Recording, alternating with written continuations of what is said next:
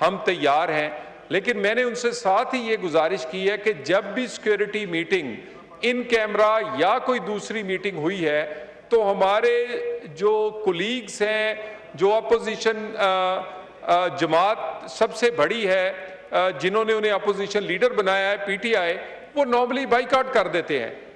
एक ऐसा डॉक्यूमेंट है जो कि बानी पीटीआई की वजारत उज़्मा के दौरान बना और तमाम पार्टीज ने इस पे कंसेंसस है। इस वक्त वहाँ पर जो लॉ एंड ऑर्डर की सिचुएशन है वो बिल्कुल नॉर्मल है। वहाँ पर एफसी और जो है वो मज़ीद जो है वहाँ तैनात कर दी गई है। इसी के साथ लॉ एंड ऑर्डर के हवाले से, दहशतगर्दी के हवाले से बलूचिस्तान पर भी मौलाना साहब ने और बाकी लोगों ने बात की। अपोजिशन लीडर ने आज बात की है कि वो लॉ एंड ऑर्डर और ख़ुसूसन दहशतगर्दी पर इस पर कोई 1-2 दिन रखने चाहिए जिस पे बात हो सके। जनाब स्पीकर, मैं अपोजिशन लीडर की इस ऑफ़र से पहले, जब से वो अपोजिशन लीडर बने हैं, 2 दफ़ा ये ऑफ़र कर चुका हूँ कि इस हाउस में डिबेट के लिए interior ministry, national action plan पे, बाकी जो सिटी ड्राइव है जिसे हम काउंटर टेररिज्म ड्राइव कहते हैं, उस पर हम तैयार हैं। लेकिन मैंने उनसे साथ ही ये गुजारिश की है कि जब भी सिक्योरिटी मीटिंग इन कैमरा या कोई दूसरी मीटिंग हुई है तो हमारे जो कोलीग्स हैं, जो अपोजिशन जमात सबसे बड़ी है, जिन्होंने उन्हें अपोजिशन लीडर बनाया है पीटीआई, वो नॉर्मली बाइकआउट कर देते हैं। तो उस सिक्योरिटी की मीटिंग का वो इन कैमरा हो, दूसरी हो, और जनाब स्पीकर या स्पीकर साहब की सरबराही में तमाम सिक्योरिटी इदारों के होते हुए तमाम यहाँ पर पार्लिमानी लीडरों की हुई, उसमें भी वो नहीं आए। इसी तरह पीएम हाउस में हुई। तो मैं जो नेशनल एक्शन प्लान है जो कि सूबों को और वफाक दोनों का सब्जेक्ट है, और इसमें कोई शक नहीं है कि सबसे पहली प्रायोरिटी हुकूमत की, वज़ीर आज़म की ये है, वो हर कुछ देर बाद खुद काउंटर टेररिज्म और नेशनल एक्शन प्लान पर अमल दरामद का जायजा लेते हैं। इंटीरियर मिनिस्टर हर महीने इस पर मीटिंग करते हैं।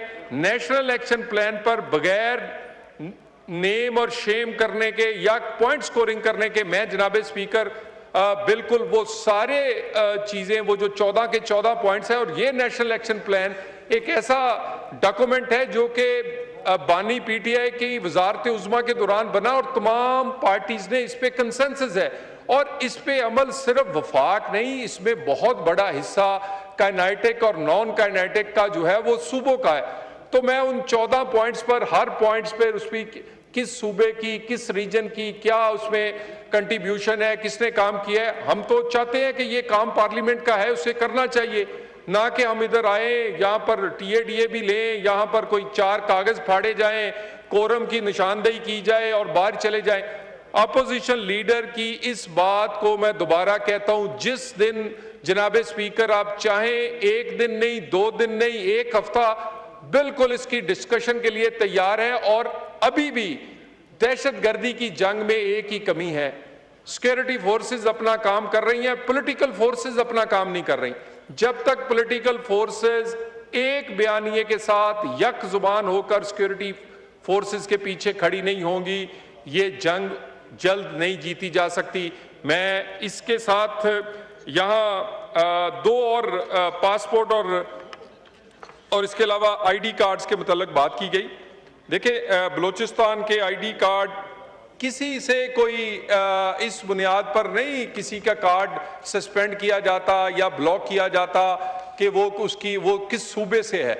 उसकी सर्टन एक रिक्वायरमेंट है। उसमें बहुत सारे ऐसे लोग हैं जनाब स्पीकर जिसमें अफगान शहरियों ने न सिर्फ आईडी कार्ड बनाए, हमारी फैमिलीज के वो उसके फैमिली ट्री में आए, कई फैमिली ट्रीज में तो उनके सरबराहों ने किसी मुख्तलिफ वजूहात की बिना पर जानबूझ के शामिल किया, और कई में वो हमारे नादरा और इस तरह के अफसरान ने शामिल किया जो अब क्रिमिनल केसेस फेस कर रहे हैं। बहुत सारों को नौकरी से निकाला गया।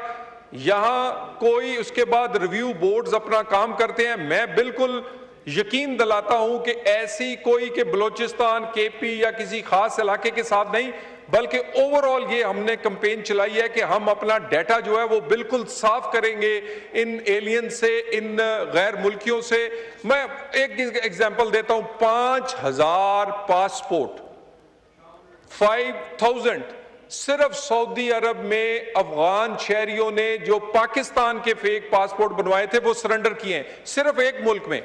वहां पर बैगरी, वहां पर दहशतगर्दी या दूसरे क्राइम्स में जब बंदा पकड़ा जाता है तो उसको वो पाकिस्तानी समझते क्योंकि डॉक्यूमेंट उनका है।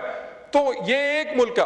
फिर देखिए होता क्या है, फिर हमारे वीजों तक बात आती है, फिर हमारे वीजों की रिस्ट्रिक्शंस लगती हैं। तो हमें अपना रिकॉर्ड साफ करना है, रिकॉर्ड क्लियर करना है। इसके लिए आम जो हमारे नुमाइंदे उनका तो कॉपरेशन चाहिए। और अगर किसी जगह उन्हें लगे कि कहीं कोई बात नहीं सुनी जा रही, इंटीरियर की कमेटी में आप भेज दें, स्पेशल कमेटी बना दें। आप मुझे कोई भी हमारा नुमाइंदा जो है वो इलाके उसके इशू हैं वो बताए। इसके बाद दूसरी हमारी मोहतरमा जो मेंबर है उन्होंने कहा कि केपी के लोगों के पासपोर्ट जो हैं वो रोके जाते हैं। भाई बिल्कुल ऐसी बात नहीं है। मैं दोबारा कह दूं, मैं एक एक पासपोर्ट पे, एक एक उस चीज पे कंटेस्ट या मैं उसको उसकी ब्रीफ और उसकी डिटेल्स देने को तैयार हूं।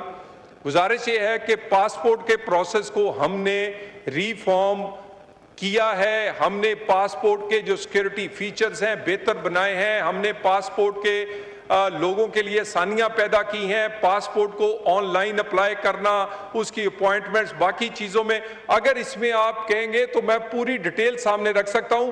और मुझे अगर हमारी मेंबर साहिबा कोई पर्टिकुलर केस दें जिसमें यह लगे कि उनको केपी या किसी खास इलाके की वजह से दुश्वारी है, बिल्कुल ना सिर्फ उन अफसरान के लिए के खिलाफ कार्रवाई करेंगे बल्कि ये मुमकिन नहीं है।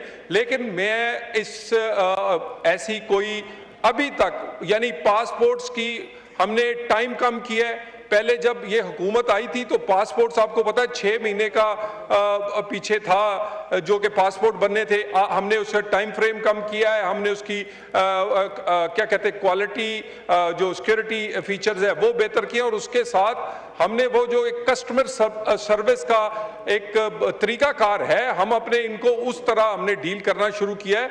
मजीद भी पासपोर्ट्स में बड़ी हम नादरा से ये कोशिश कर रहे हैं कि नादरा के तमाम सेंटर्स को पासपोर्ट देने की भी वहां या पासपोर्ट बनाने की फैसिलिटी दे दी जाए ताकि ये लाइनें लगने, दूसरे मामला।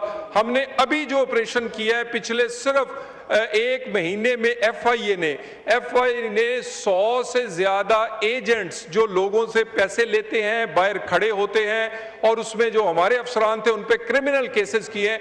तो मैं ये बिल्कुल दोबारा कह दूं, कोई पर्टिकुलर केस दे या उस ऑफिस का बताएं कि किस पासपोर्ट ऑफिस में इस तरह का रवैया रखा जा रहा है, उस पर कार्रवाई की जाएगी। Sir thank you very much.